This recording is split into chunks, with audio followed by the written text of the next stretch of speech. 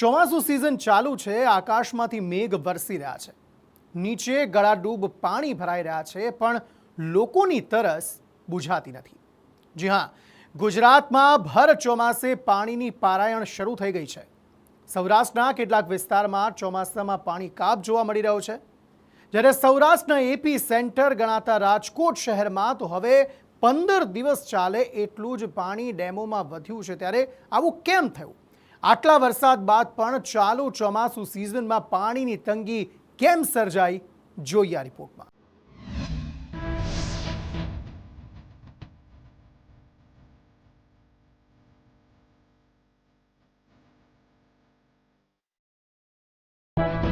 ભર ચોમાસે પાણીની કટોકટી, વરસતા વાદળો વચ્ચે પાણીની તંગી। ઉત્તર સૌરાષ્ટ્રના કેટલાક ડેમ તળિયા ઝાટક, આબમાંથી પાણી વરસી રહ્યું છે, પણ લોકોની તરસ નથી બુઝાતી।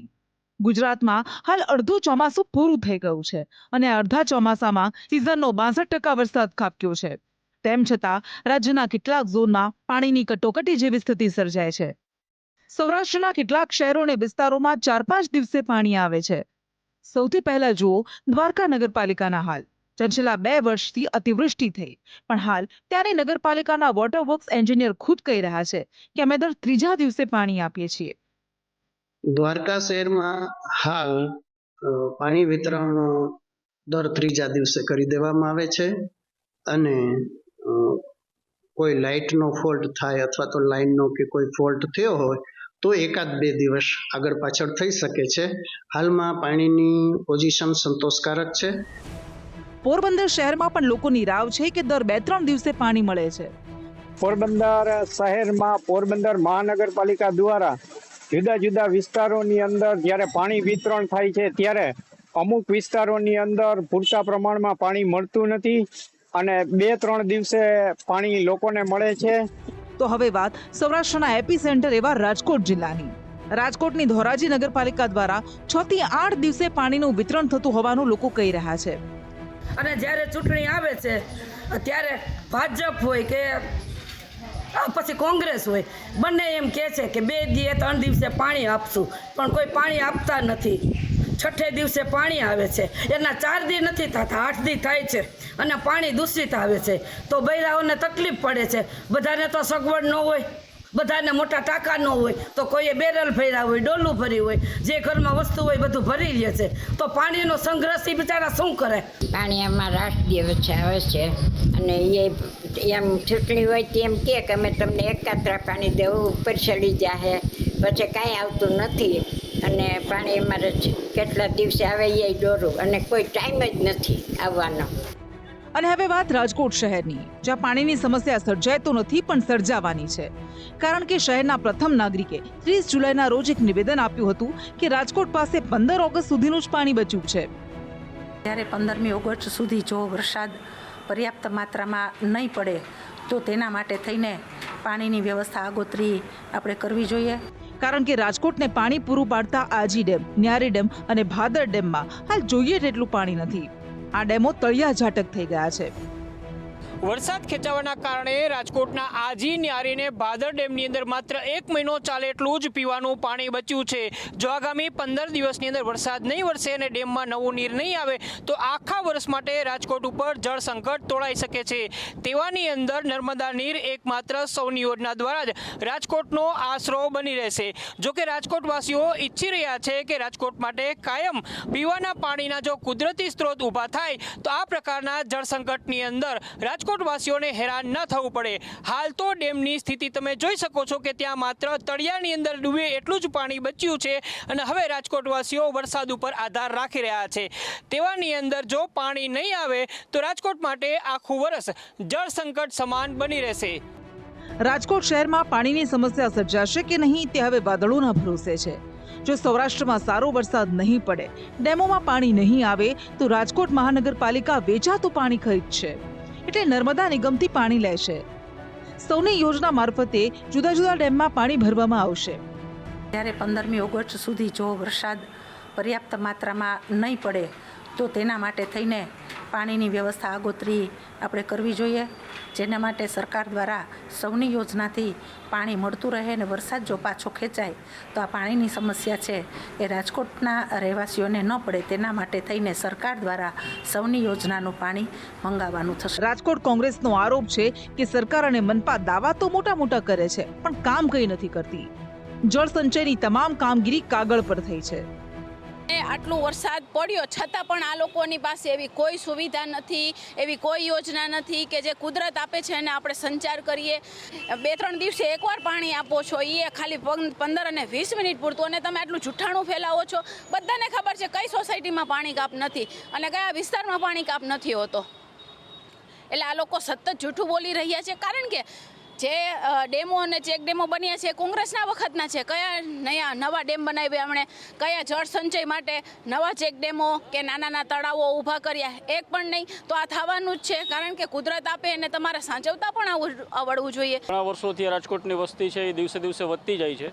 એની સામે પાણીના મૂળભૂત સ્ત્રોત છે એની અંદર નેચરલ વધારો સરકાર દ્વારા થવો જોઈએ, જે ખરેખર પાણીની સમસ્યા તો ઓછી કરી શકાય એવું છે.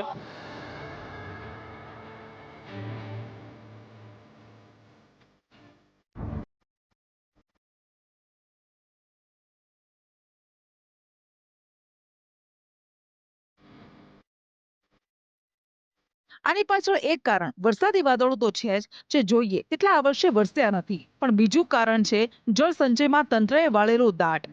સરકારનો દાવો તો છે કે જળ સંચયમાં ગુજરાત દેશમાં 6ઠ્ઠા ક્રમે છે, પણ સ્થિતિ જોઈને આ દાવાઓને લઈને મનમાં સવાલો ઉઠી રહ્યા છે. જો જળ સંચયમાં ગુજરાત 6ઠ્ઠા નંબરે છે તો ચોમાસા દરમિયાન જ ગુજરાતના આવા હાલ કેમ? ખાલી સૌરાષ્ટ્રમાં આવું છે એવું નથી.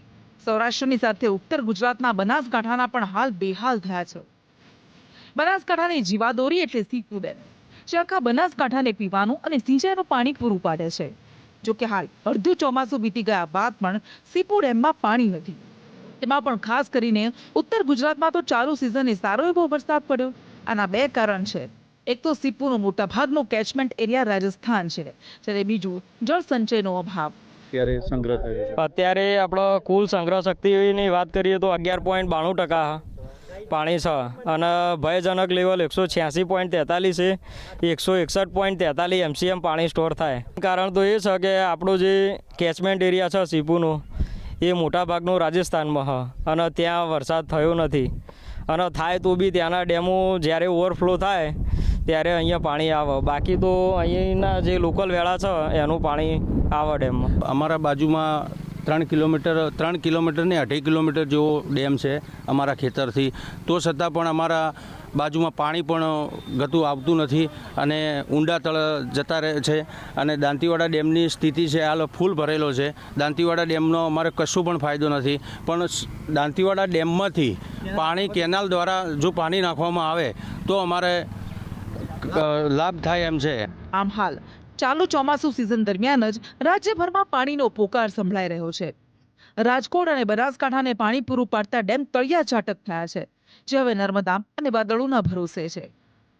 ગુજરાતમાં હાલ વરસાદ ખેંચાયાનું કહેવાઈ રહ્યું છે. છેલ્લા કેટલાક દિવસોથી ધરતીમાંથી બરાફ નીકળી રહ્યો છે. શહેરોનું તાપમાન વધી રહ્યું છે, પણ આકાશમાં વરસાદી વાદળો બંધાતા નથી. હાલમાં ઓગસ્ટ શરૂ થયો છે. લોકો આશા રાખી રહ્યા છે કે ઓગસ્ટમાં જો સારો એવો વરસાદ વરસે તો સઘળી સમસ્યાનું સમાધાન થઈ જશે. પણ દિલ્હી હવામાન વિભાગના વૈજ્ઞાનિક નરેશ કુમાર કહી રહ્યા છે કે ઓગસ્ટનો પ્રથમ સપ્તાહ સૂકો રહેશે.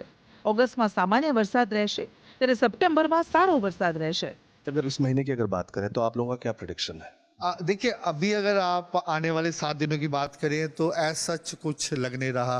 कोई हमारी गुजरात स्टेट के लिए मेन दोनों रीजन के लिए जो हमारी सब डिविजन है कोई वार्निंग नहीं है, कोई अलर्ट नहीं है. लाइट मॉडरेट रेनफॉल ही रहने का अनुमान है.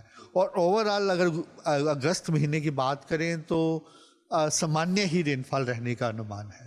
हाँ, अगर आप सेकेंड हाफ ऑफ मानसून की बात करें तो जो अनुमान है वो सामान्य से ज़्यादा हो सकता है. ऑब्वियसली जैसे हम सेकेंड हाफ की बात कर रहे हैं तो अगस्त का हमारा अनुमान है कि सामान्य रहेगा, तो सितंबर में पॉसिबिलिटी है सामान्य से ज़्यादा हो सकती है. આમ આ વર્ષે ચોમાસામાં થોડો વરસાદ ખેંચાતા તરસથી લોકોના જીવ ખેંચાવા લાગ્યા છે. પાણીની સમસ્યા સર્જાશે કે નહીં તે આગામી સમયમાં વરસનારા વાદળો નક્કી કરશે. પણ આ સમસ્યાનો કાયમી ઉકેલ છે જળસંચય. જ્યાં સુધી રાજ્યમાં કારગર રીતે જળસંચય નહીં થાય ત્યાં સુધી પાણીની પારાયણ રહેશે. ત્યારે હાલ તો સૌ કોઈ પ્રાર્થના કરી રહ્યા છે કે મેઘો ભરપૂર વરસે અને ધરતીની અને લોકોની તરસ બુઝાવે. બ્યુરો રિપોર્ટ, સંદેશ ન્યૂઝ. ગુજરાતી કહેવત છે, ખેડ ખાતર અને પાણી ઉપજ લાવી તાણી. પણ હાલ ગુજરાતના ખેડૂતોની માઠી દશા બેઠી છે. હોશે હોશે લીધેલો ચોમાસું પાક હાલ પાણી અને ખાતર વગર હાંફી રહ્યું છે. એક બાજુ મેઘરાજા રીસાતા ખેડૂતો પર સંકટના વાદળો ઘેરાયા છે, તો બીજી બાજુ ખાતર માટે ખેડૂતો ટળવળી રહ્યા છે. ધરતીપુત્રો ખાતર માટે રોજ ખાતર કેન્દ્રો પર ધરમ ધક્કા ખાઈ રહ્યા છે. વેન્ટિલેટર પર ચોમાસું પાક, પાણી અને ખાતર વગર ચડ્યો હાફ. મુશ્કેલીમાં મુકાયો જગતનો તાત. રાજ્યના ખેડૂતો પાછલા કેટલાક દિવસોથી ખેંચાઈ ગયા છે અને ખેંચાવાનું કારણ છે ખાતરની તંગી. હાલ ઉત્તરથી દક્ષિણ સુધીના જિલ્લામાં ખાતરની રાવ સંભળાઈ રહી છે. દરરોજ ખેડૂતો ખેતરનું કામ છોડી ખાતર કેન્દ્ર પર પહોંચે છે, પણ કલાકો સુધી ટળવળ્યા બાદ ખાલી હાથે પાછા ફરવું પડે છે. હાલ ખેડૂતોના માથે ખાતરને લઈને 3 સમસ્યા મંડરાઈ રહી છે. એક બાજુ ખાતરની અછત છે, બીજી બાજુ ખાતરનો ભાવ વધારો છે, તો ત્રીજી છે ફરજિયાત અપાતું નેનો યુરિયા ખાતર. એવું નથી કે આ વર્ષે જ આ સમસ્યા સર્જાઈ હોય, દર વર્ષની સમસ્યા છે, પણ કોઈને પડી નથી. હાલ રાજ્યના હજારો લાખો ખેડૂતો તેના કારણે હેરાન પરેશાન થઈ રહ્યા છે. માંગરોળ તાલુકામાં જે ખાતરની ઘટ વર્તાઈ રહેલી છે એને તાત્કાલિક ધોરણે દૂર કરે અને અમારી બીજી માંગણી, ખેડૂતોને ખાતરની બેગો સાથે નેનો ખાતર જે ફરજિયાત આપવામાં આવે છે એનો અમે વિરોધ કરીએ છીએ. આ જે ભાવ વધારો છે એ ખેડૂતો માટે ઘાતક ભાવ વધારો છે. અમે સરકારશ્રીને તાત્કાલિક અસરથી કહીએ છીએ. ચારેય કોરથી ખાતરની રાવ સંભળાયા બાદ પણ 31 જુલાઈના રોજ રાજ્યના કૃષિ મંત્રીએ નિવેદન આપ્યું હતું કે રાજ્યમાં ખાતરની કોઈ ખેંચ નથી. ખેડૂતોને જરૂરિયાત મુજબ રાસાયણિક ખાતર મળી રહે એના માટેનું પૂરતું આયોજન કરવામાં આવી રહેલ છે અને હું માનું છું ત્યાં સુધી એટલી અછત પણ નથી અને એની વ્યવસ્થા પણ થઈ રહી છે. ટૂંક સમયમાં જ ખેડૂતોને પૂરતા પ્રમાણમાં રાસાયણિક ખાતર મળતું થઈ જશે. બોલો, કૃષિ મંત્રી જ ગુજરાતના ખેડૂતોની મુશ્કેલીથી અજાણ છે. જોકે તેના બીજા જ દિવસે એટલે 1 ઓગસ્ટના રોજ રાજ્ય સરકારના પ્રવક્તાએ ખાતરની ખેંચની વાત તો સ્વીકારી, પણ કારણ વિતરણ વ્યવસ્થાની ખામી ગણાવ્યું. જોકે કોંગ્રેસનો આરોપ છે કે ખાતર ખેડૂતો પાસે નહીં પણ ફેક્ટરીઓમાં જાય છે, એટલે આ સમસ્યા સર્જાય છે. કેન્દ્ર સરકારે પૂરતો જથ્થો ફાળવ્યો છે, રાજ્ય સરકાર પાસે પૂરતો જથ્થો પણ છે, પણ વિતરણ વ્યવસ્થાઓ જેઓ સંભાળે છે એમાં કેટલી અનિયમિતતાઓને કારણે અથવા કેટલી ગેરરીતિને કારણે આ વ્યવસ્થા થઈ છે. ટૂંક જ સમયમાં કડક કાર્યવાહી કરી અને આ વ્યવસ્થાઓ દૂર કરવાનો પ્રયાસ કરશે. ખેડૂતોને ખાતરની ક્યાંય ખેંચ નહીં પડે એવી ખાતરી આપું છું. ગુજરાતમાં કૃષિ મંત્રી એમ કહે છે કે ખાતર જોઈએ એટલું ઉપલબ્ધ છે, ખાતરની ઘટ નથી, અને બીજી બાજુ ખેડૂતોની ખાતરની લાઈનો છે. હું છેલ્લા 10 દિવસથી સતત ખાતરને લઈ અને સરકારને કહું છું કે ખાનગી કંપનીઓમાં ખાતર જાય છે એને રોકવામાં આવે. ભાજપની ભગીની સંસ્થા ભારતીય કિસાન સંઘ પણ ખાતર મુદ્દે આગળ આવી છે. કિસાન સંઘે ચેતવણી આપી છે કે વાત અને મુલાકાતનો સમય પૂરો થયો. જો હજી નિરાકરણ નહીં આવે તો કિસાન સંઘે રસ્તે ઉતરવું પડશે, આંદોલન કરવું પડશે. નીકળી ગયા છીએ. પહેલા વાત, મુલાકાત અને પછી જરૂરિયાત પડે ત્યારે કિસાન સંઘ આંદોલન કરતું હોય છે. વાત અને મુલાકાતનો પિરિયડ બંધ થયો છે. ક્યાંક હવે રોડ ઉપર આવવાનો પિરિયડ આગામી સમયની અંદર આવ્યો છે. ક્યાંક તાલુકા કક્ષાએ, ક્યાંક જિલ્લા કક્ષાએ, ક્યાંક કોઈના કોઈ કાર્યક્રમો જો આ સરકાર અને તંત્ર નહીં જાગે, આ કંપનીઓ જો આ ભાવ વધારો પાછો નહીં ખેંચે, આના અંતે કોઈ પોલિસી નહીં બને, તો કિસાન સંઘ એની જે રીતિનીતિ પ્રમાણેના કાર્યક્રમો આપશે. આમ હાલ ખાતરનો મુદ્દો ઉત્તરથી દક્ષિણ સુધી ગરમાઈ ગયો છે. ખાતરની ખેંચ, ખાતરમાં ભાવ વધારો અને ફરજિયાત નેનો ખાતર મુદ્દે ખેડૂતો અકળાયા છે. ભાજપ કોંગ્રેસ વચ્ચે તૂતું મેમે પણ શરૂ થઈ ગઈ છે અને કિસાન સંઘે પણ ચીમકી ઉચ્ચારી છે. સરકારે ટૂંક સમયમાં સમસ્યા ઉકેલવાનું વચન આપ્યું છે, પણ અહીં મુશ્કેલી સમયની જ છે, કારણ કે ખેડૂતો પાસે સમય જ નથી. પાક હાલ વેન્ટિલેટર પર છે. બ્યુરો રિપોર્ટ, સંદેશ ન્યૂઝ.